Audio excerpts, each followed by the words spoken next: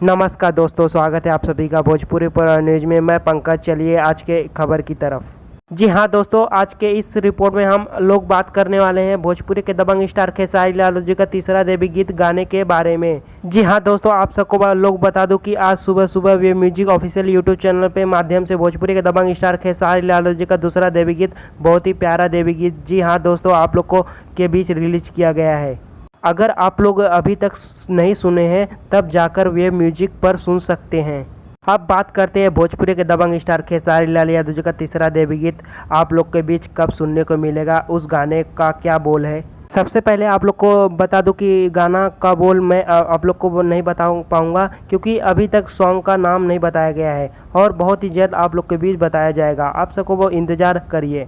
अब बात करते हैं कि इस गाने का कब रिलीज किया जाएगा। जी हाँ दोस्तों, आप लोग को बता दूं कि तीसरा देवगीत आने वाला आप लोग के बीच सबसे पहले आने वाला आदिशक्ति फिल्म यूट्यूब चैनल द्वारा रिलीज किया जाएगा। हाँ दोस्तों, इस गाने को लिखे हैं दबंग राइटर अखिलेश कश्यप जी और संगीत सजाए हैं श्याम सुंदर जी।